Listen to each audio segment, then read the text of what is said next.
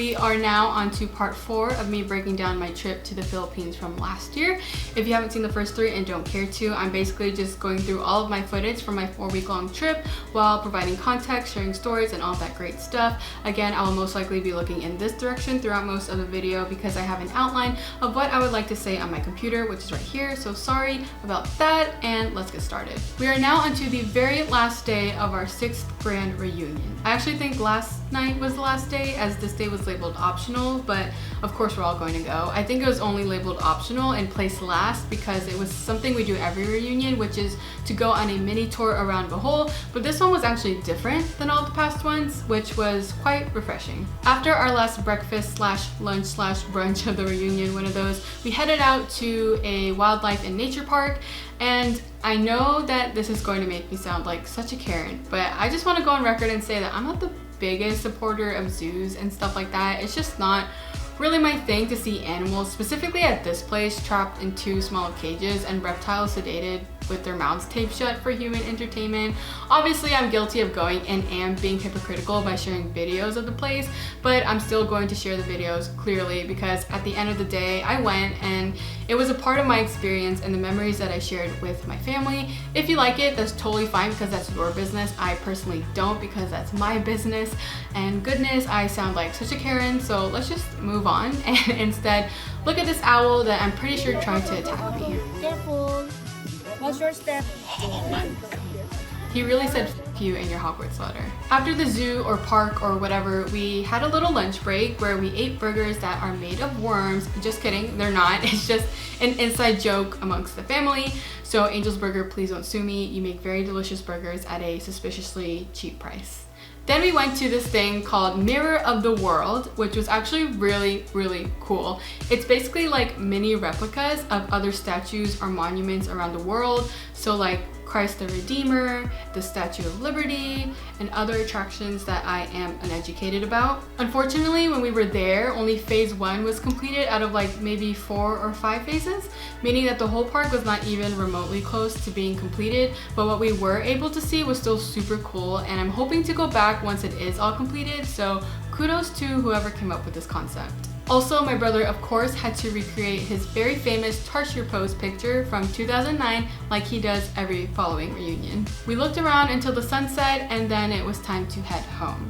When we were leaving though, the best moment of my life happened to me. So, one of my cousins that I'm closest to has a daughter that was around 3 at the time, I believe, but she's super shy. Like, she will literally scream if you get too close to her and she doesn't know you, so I unfortunately wasn't able to interact with her like at all. But when we were leaving, she wasn't really paying attention to what was going on or where she was going, and she ended up hugging my leg from behind because she thought that I was her Lola, aka grandma.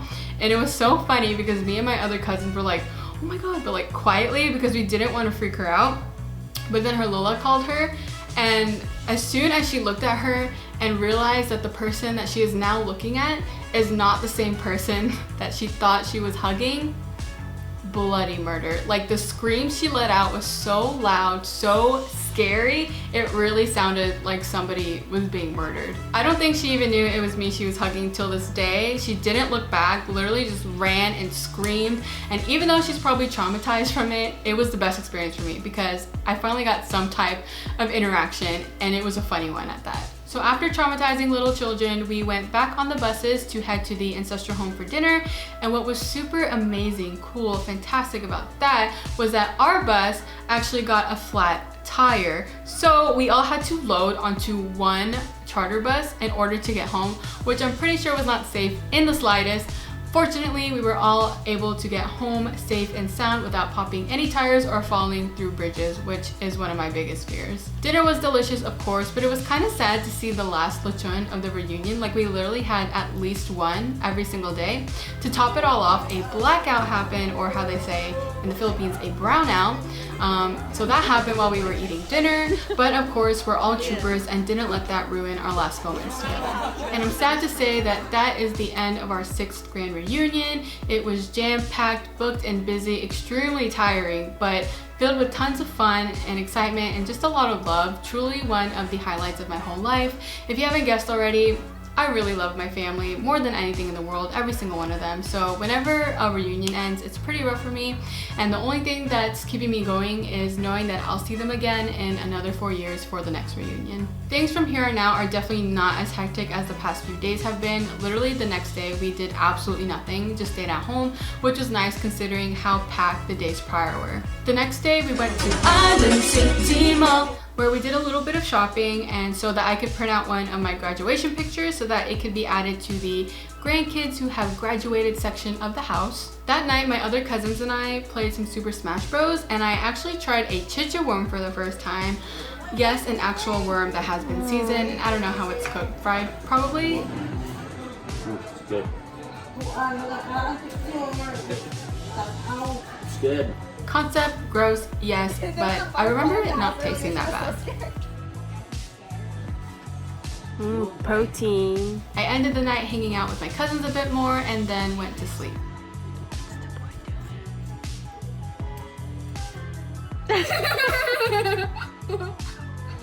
Oh my god. The next day, I looked through probably thousands of old pictures from my mom's 60th birthday party, which is a couple of days from then. I literally went through boxes and boxes full of old pictures, and one photo album I opened had a lizard in it and it fell on my leg.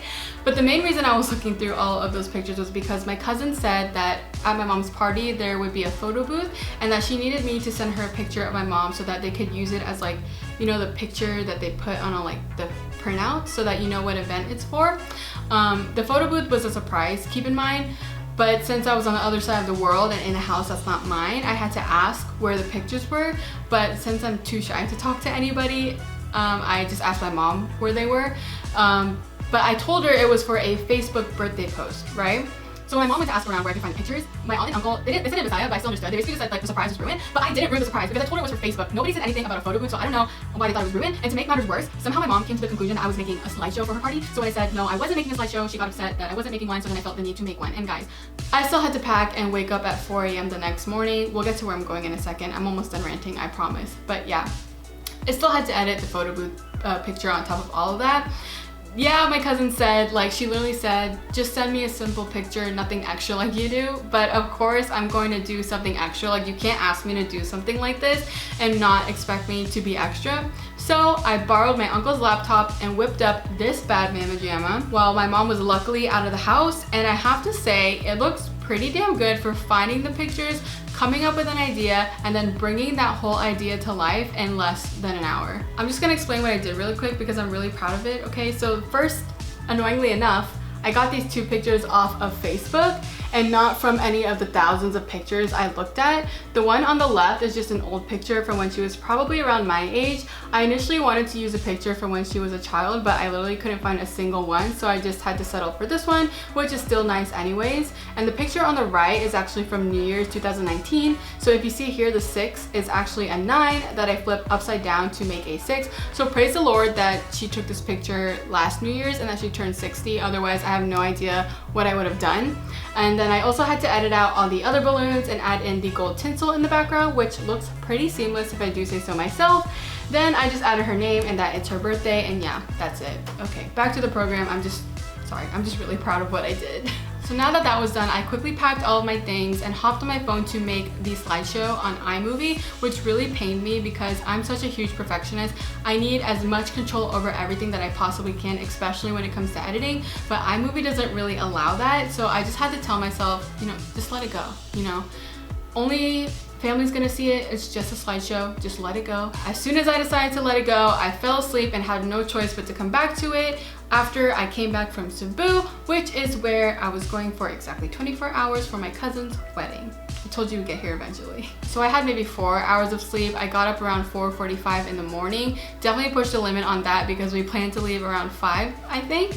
And as you could see, I did it, but I was not having any of it. But we picked up my other cousin from the ancestral home and headed to the pier to catch our boat at 7 in the morning. Once we got to the pier, I'm pretty sure I got scammed, so that's really cool. And also at the pier, this one person was all up in my personal space. I have never wanted to fight someone so badly before, and it doesn't help that I'm not a morning person, but thankfully we made it onto the boat without any altercations. My cousin and I literally slept the whole boat ride because it was way too early to function, and again, I was not having any of it. But things definitely did get better once we arrived in Cebu. Our other cousin picked us up from the pier and took us to the place where me and a few of my other family members would be staying for the wedding, and oh my goodness, it was so cute. Like, let's just take a moment. Once we arrived though, I took a fat ass nap, woke up and had to start getting ready, had to stop getting ready to go eat Jollibee downstairs, in a beautiful kitchen by the way. Like, let's just take another moment for that. But yeah, we had to go eat because the titas were worried that me and my other cousin hadn't eaten yet, and then finished getting ready and headed out to the venue. And I'm actually going to end part 4 here so that we can start part 5 on a very exciting note. I know I mostly complained in this video, I'm sorry about that, but I hope you guys liked it regardless. If you want to see the next part, go ahead and click the I up above or the link down in the description box below, and I'll see you guys there. Bye!